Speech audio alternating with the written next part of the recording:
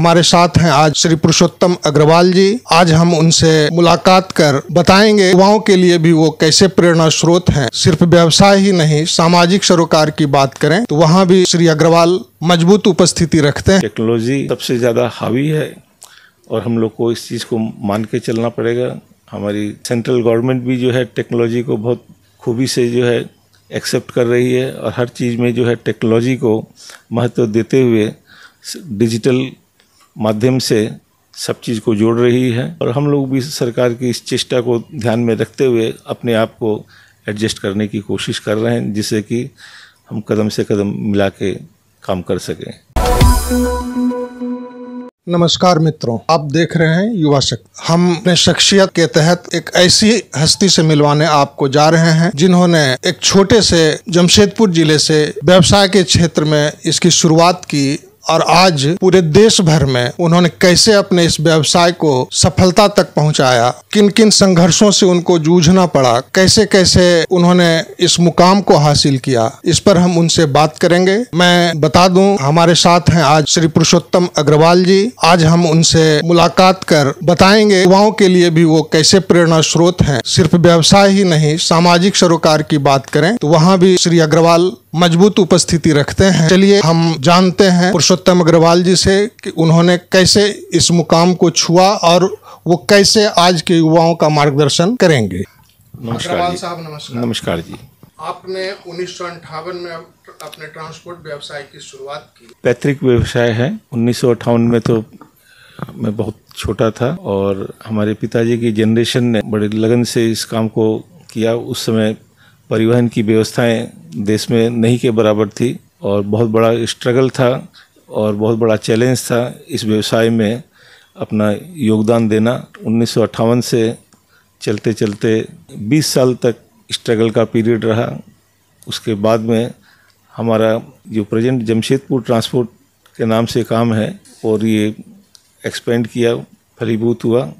शुरू में 20 वर्षों का पीरियड ये काफ़ी स्ट्रगल का पीरियड था और आज के दिन में हमारी तीसरी पीढ़ी इस व्यवसाय से पूर्ण रूप से संलिप्त है और सेवाएं जो भी दे रही हैं हमारी तीसरी पीढ़ी के नेतृत्व में काम हो रहा है। और आशा है कि जैसे जैसे सामाजिक बदलाव, टेक्नोलॉजी का बदलाव आएगा, वैसे वैसे जो लोग इस चीज़ को एडॉप्ट करते जाएंगे वो लोग सक्सेसफुल होंगे। बाद बाकी जो है वो धीरे धीरे इससे कट जाएंगे। आज के दिन में टेक्नोलॉजी सबसे ज़्यादा हावी है और हम लोग को इस चीज़ को मान के चलना पड़ेगा।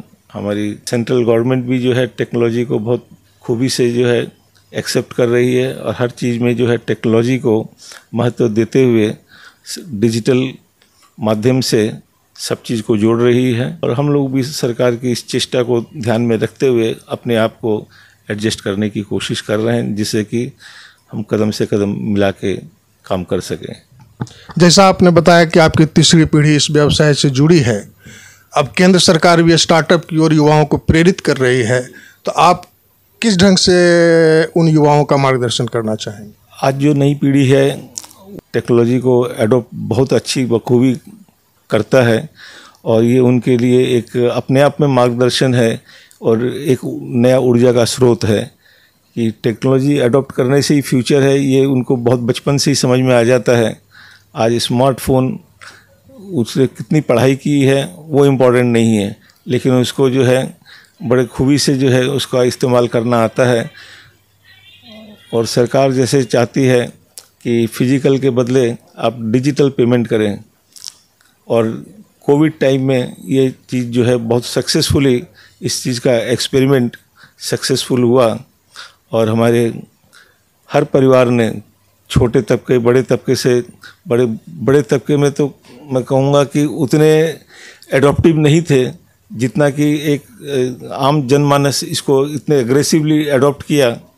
आज कहीं भी चले जाएं, आज जो टेक्नोलॉजी का एडॉप्शन हमारे पेमेंट सिस्टम में जिस हिसाब से आया है, इससे लगता है कि टेक्नोलॉजी का कोई भी रकम का कोई भी रूप में यदि आएगा तो हमारी युवा शक्ति जरूर इसको जो है बहुत अच्छे बखूबी इसको एडॉप्ट करेगी। ये हमारे लिए जो है पूरे विश्व में जो है आज भारतवर्ष जो है एक नंबर पर चल रहा है और आगे भी जो है विश्व का भी मार्गदर्शन करेगा। तो है व्यवसाय से जुड़ी बातें, इतनी व्यस्तताओं के बावजूद, इतने व्यवसाय के फैलाव के बावजूद आप सामाजिक सरोकार के लिए कैसे समय निकाल लेते? सामाजिक सरोकार के लिए ये शुरू से ही जो है थोड़ा थोड़ा जो है एक रुझान था, तो अपना कुछ कुछ समय इसमें से निकाल लेते थे।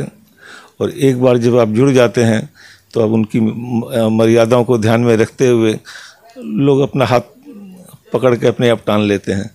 तो वो ब्रिजिंग का काम करते हैं, समाज ही ब्रिजिंग का काम करता है और वो करवा लेता है काम अपने आप से। आप उदयन संस्था के भी मुखिया हैं, अध्यक्ष हैं, कह सकते हैं कि इसकी नींव आपने ही रखी? मैंने नहीं रखी, मैं तो बहुत छोटा था उस टाइम में, लेकिन जब इसकी नींव रखी जा रही थी हमारे परिवार का भी काफ़ी योगदान था इसमें। और 1967 में उस टाइम में मैं स्कूल गोइंग था, लेकिन हमारा स्पोर्ट्स से कनेक्शन था, तो हमको स्पोर्ट्स की यहाँ पर अपॉर्चुनिटी मिली। और पहले हम लोग जहाँ रहते थे वहाँ से उठ के रिसेंटली न्यू अलीपुर आए थे, तो हमको भी एक अल्टरनेट ऐसी व्यवस्था की दरकार थी जहाँ पर हमको स्पोर्ट्स की गतिविधि से अपॉर्चुनिटी मिल सकेगी, जो कि हमको भरपूर यहाँ पर मिली। उदयन क्लब के उद्देश्य और वर्तमान उसकी जो स्थिति है उस पर भी थोड़ा प्रकाश। उदयन जब ये संस्था की नींव रखी गई थी उस समय जो है बाहर से जो भी लोग आए विभिन्न क्षेत्र से कलकत्ता के और यहाँ रुके, माने यहाँ जिन्होंने अपना वास किया, तो उन सबको लेके एक यहाँ पर ऐसी संस्था की परिकल्पना की गई जिससे सबको मिल के कॉमन प्लेटफॉर्म मिले, मिलना जुलना कर सकें, सांस्कृतिक कार्यक्रम कर सकें, अपने दुख सुख की बात कर सकें। और उस चीज़ को लेके वो धीरे धीरे जो है कारवां चला और समय के साथ में समय की जैसी जैसी डिमांड रही, जैसी जैसी परिस्थितियां बदली, इसने परिस्थिति को अडॉप्ट करते हुए सबको साथ लेके हमेशा चला और आज तक जो है हम लोग सफल रूप से जो है संस्था को चला रहे। लगभग 55 साल से सक्सेसफुली चल रही है। अग्रवाल साहब, आपको निसंदेह हम सफल व्यवसायी मान सकते हैं, आप हैं भी, नतीजे इसके बता रहे हैं। एक यह जो साइकोलॉजी है युवाओं में या उनके परिजनों में सरकारी सेवा की, कि बच्चे पढ़ रहे हैं तो साहब वो सरकारी सेवा में चले जाएं, आप उनको कैसे प्रेरित करना चाहेंगे कि व्यवसाय भी आपको एक ऊंचा मुकाम दे सकता है, एक अच्छा सफल व्यवसायी आप हो सकते हैं? ये तो अपनी अपनी समझ की बात है।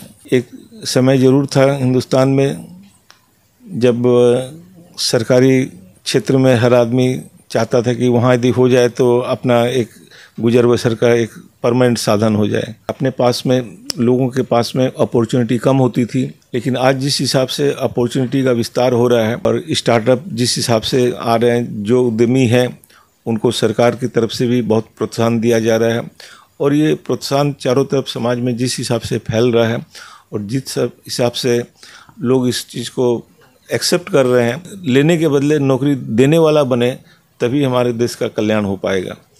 हमारी आत्मनिर्भरता जो है देश के प्रति, समाज के प्रति, ये बहुत ही आवश्यक है। ये तो अग्रवाल साहब सैद्धांतिक बातें हुई, इस साइकोलॉजी को हम कैसे बदल सकते हैं? साइकोलॉजी तो देखिए एक दिन में नहीं बदल सकती है। जब हमारे इस सिद्धांत के रिजल्ट्स आने चालू होंगे तो अपने आप में ये प्रेरणा बनेगी कि नहीं, हम भी अब कुछ कर सकते हैं। और इसके प्रेरणा स्रोत हमारे आज प्रधानमंत्री जो है ये साक्षात हैं और ये प्रेरणा से जो है इसका लाभ जो है हमारे समाज को, हमारे युवा शक्ति को मिल रहा है और लोग जो है इस चीज़ की, इसकी तरफ अग्रसर भी हो रहे हैं। लेकिन समय के बदलाव के साथ में जो है आज जितनी बड़ी पॉपुलेशन है, सरकार कभी भी इतनी बड़ी पॉपुलेशन को नौकरी नहीं दे सकती है। वो हमें को ही जो है, मैंने समाज को ही जो है अपने लिए अपनी व्यवस्था को एडजस्ट करना पड़ेगा। हर हाथ जो है काम करने के लिए तत्पर है, चाहे वो अपना करे चाहे किसी का करे। हमारी व्यवस्थाएं समय के साथ में बदलेगी तभी जो है इसका कल्याण होगा। अंतिम सवाल हमारा, आपने अभी चर्चा की आप स्पोर्ट्स से भी जुड़े रहे, स्पोर्ट्स से आपका गहरा लगाव रहा है। स्पोर्ट्स में जब आप जुड़े थे तब और आप क्या अंतर पाते हैं? आज स्पोर्ट्स की व्यवस्थाएं जो है बहुत व्यापक हो गई है। लोग जिस टाइम में स्पोर्ट्स में स्कूल टाइम में जुड़े हुए थे बहुत ही लिमिटेड व्यवस्थाएं थी। मैं पर्सनली वॉलीबॉल, बास्केटबॉल, क्रिकेट हर रकम के स्पोर्ट्स से जुड़ा हुआ रहा और मेरे को हर रकम का जो है शौक़ था स्पोर्ट्स का। इसलिए जो है उस चीज़ को मैं निभा पाया। आपके समय में संसाधन कम थे, आज हम संसाधन संपन्न हैं। लेकिन ऐसा नहीं लगता कि अब बच्चों के पास या युवाओं के पास वो वक्त नहीं जो पहले आपके पास होता था खेल के? आज के दिन भागदौड़ की ज़िंदगी में स्पोर्ट्स के लिए अपने आप में एक बहुत बड़ा विषय हो गया है। जो स्पोर्ट्स से प्रेरित हैं, आज वो स्पोर्ट्स में यदि अपना कैरियर बनाना चाहें तो उनके लिए वो भी एक बहुत बड़ा साधन है। लेकिन उनको भी अपने अर्ली डेज में वो प्रूव करना पड़ेगा कि हम स्पोर्ट्स को एज ए कैरियर यदि चुनाव करते हैं तो हम देश को रिप्रेजेंट कर सकते हैं, और तभी जाके जो है उनकी शख्सियत को स्पोर्ट्समैन के हिसाब से रिकॉग्निशन मिलेगा। जो मध्यम वर्ग का स्पोर्ट्समैन है वो उनका सिर्फ शौक का हो सकता है, लेकिन स्पोर्ट्स में कैरियर बनाने के लिए जो है उसमें जीत और मेहनत की जरूरत है। धन्यवाद अग्रवाल साहब। आप अभी देख रहे थे अग्रवाल साहब से बातचीत, हम आपको ऐसी ही शख्सियतों से मिलवाते रहेंगे, और तब तक के लिए धन्यवाद। आप देखते रहिए युवा शक्ति। नमस्कार। इलाके की खबरों को जानने के लिए युवा शक्ति चैनल को सब्सक्राइब करें।